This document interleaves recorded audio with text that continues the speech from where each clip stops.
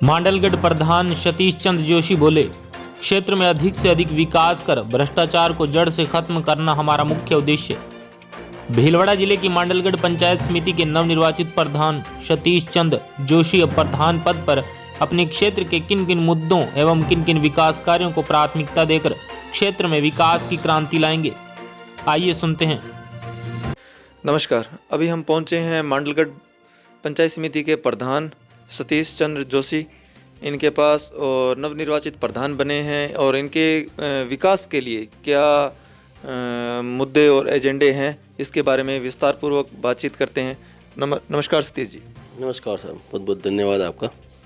तो सतीश जी, ये बताइए कि नवनिर्वाचित प्रधान नियुक्त हुए हो आप, तो चुनाव से पहले आपके विकास के लिए क्या एजेंडे बनाए आपने, उसके बारे में विस्तृत जानकारी दीजिए थोड़ा।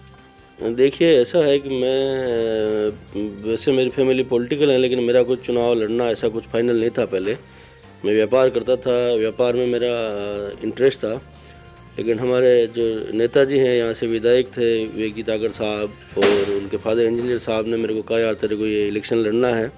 तो मैं क्षेत्र में गया, लोगों से पूछा कि मैं चुनाव लड़ने का इच्छुक हूँ मेरे वार्ड से। तो उन्होंने कहा कि हम आपको समर्थन देंगे। तो वहाँ गए तो वहाँ क्षेत्र में बहुत सारी समस्याएं सामने आई, जैसे गरीबों के प्रधानमंत्री वाले मकान, मुख्यमंत्री वाले मकान जो उचित लोगों को मिलने चाहिए थे वो मिले नहीं, किसी और के इश्यू करा दिए लोकल पंचायतों ने। और सड़कें निर्माण, किसी के रास्ते का निर्माण, नालियों का निर्माण, किसी के पेंशन नहीं आना, किसी के खाद्यान्न के गेहूँ टाइम पर नहीं आना, बहुत सारी समस्याएँ फेस करनी पड़ी। उन सभी मुद्दों को लेकर उनके साथ जुड़ा। उन्होंने कहा कि मैं अगर चुनाव जीतता हूं तो ये सारी समस्याएं आपकी मैं हल करूंगा। लोगों ने विश्वास दिलाया और मेरे को यहाँ से सीआर से, मेरे वार्ड से जिताया उन्होंने। ये सारी समस्याएं थी लोगों के अधिक में। तो प्रधान साहब, ये बात करते हैं अपने, आजकल युवा पीढ़ी जो है नशे की ओर बहुत ज़्यादा अग्रसर हो रही है, तो अपने क्षेत्र के अंदर नशे का क्या हाल है और इसको रोकने के लिए आप क्या कदम उठाओगे? नशे का सर, वैसे अगर हम देखा जाए तो हमारे इधर इतना ज़्यादा कुछ ऐसा है नहीं। कुछ थोड़ा सा कुछ परसेंटेज में है नवयुवकों में, तो ज़्यादा नहीं है इतना। उसके लिए हम उनको कुछ कैंप लगाएंगे, कुछ एक युवा टीम बनाएंगे, कुछ जागृति के लिए उनको थोड़ा समझाइश करेंगे, उनकी भावनाओं को चेंज करेंगे। इससे ज़्यादा नहीं, हम बहुत जल्दी इसमें सफलता पा लेंगे।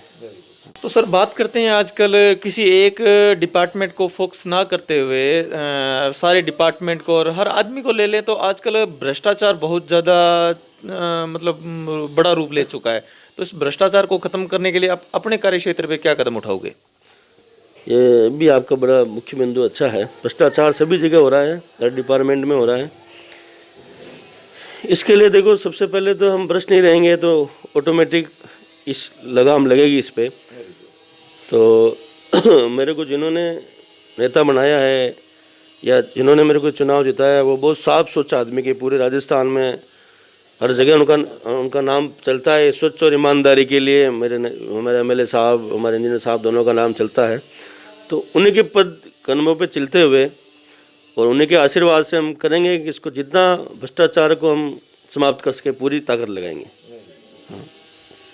तो सर, जैसे आपने बताया कि क्षेत्र के अंदर सड़कों की और पानी की समस्या है, तो इस समस्या से पंचायत वासियों को, क्षेत्रवासियों को निजात दिलाने के लिए आप क्या कदम उठाओगे? इसके लिए हम देखो, बैठ के सारे अधिकारियों के साथ बैठ के मास्टर प्लान बनाएंगे, किसकी क्या पहले ज़रूरत है, किसकी क्या पहले ज़रूरत है। हम हमारे नेताओं से भी राय लेंगे, क्योंकि मैं तो अभी क्षेत्र में नहीं आया हूँ इस चुनाव में। मैं तो ज़्यादा क्षेत्र का मेरे को सच को अनुभव नहीं। तो हम सबसे बैठ के एक मास्टर प्लान बना के सबसे पहले क्या ज़रूरत है उसको फर्स्ट प्रायोरिटी देते हुए इस काम को करते हुए आगे बढ़ाएंगे। तो प्रधान जी, आपने एक बात बताई स्टार्टिंग में कि बहुत ही बढ़िया बताई कि आजकल क्या होता है कि गरीब तो अपने हक का, जो भी सरकार की जन कल्याणकारी योजना है उसका लाभ लेना चाहता ही है, लेकिन गरीब से ज़्यादा जो सक्षम परिवार है वो उससे पहले लेना चाहता है। तो अपने क्षेत्र के अंदर जैसे अभी पीएम आवास है या इंदिरा आवास है या पेंशन योजना का लाभ है, इस योजना से जो गरीब एक्चुअल में जो लाभार्थी थे उनको लाभ नहीं मिल पाया, तो उसके लिए अब आप अपने कार्यकाल के अंदर क्या कदम उठाओगे?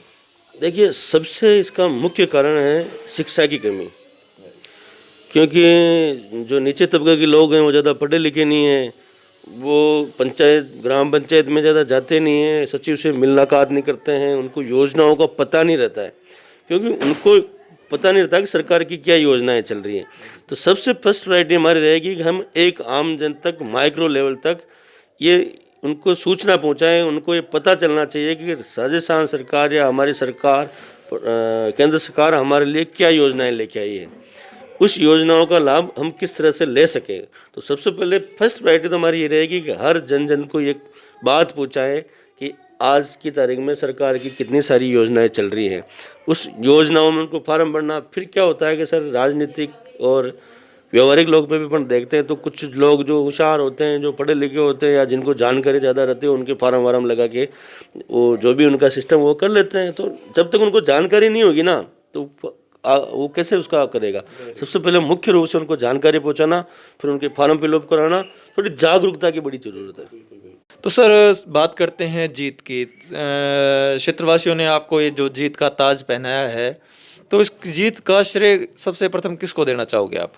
देखो सर, जीत का श्रेय सर्वप्रथम मेरे को जिसने चुनाव लड़ाया, जिसने मेरे को कहा कि आपको चुनाव लड़ना है, तो हमारे क्षेत्र के नेता हैं, पूर्व जिला प्रमुख साहब इंजीनियर साहब, हमारे पूर्व विधायक विवेक जी धाकड़ साहब, उन्होंने मेरे को चुनाव लड़ाया। फिर मेरे यहाँ सीआर क्षेत्र से मेरे वार्ड से चुनाव लड़ा, जनता को बहुत बहुत धन्यवाद जिन्होंने मेरे को जिताया।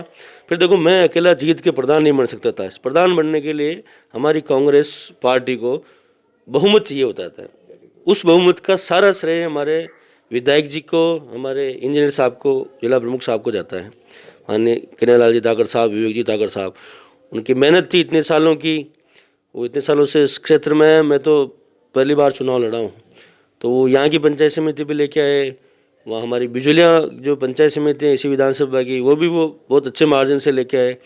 तो बहुत बहुत धन्यवाद देना चाहूँगा, और मेरे को उन्होंने इस काबिल समझा, इसके लिए भी मैं उनको बहुत बहुत धन्यवाद देना चाहूँगा।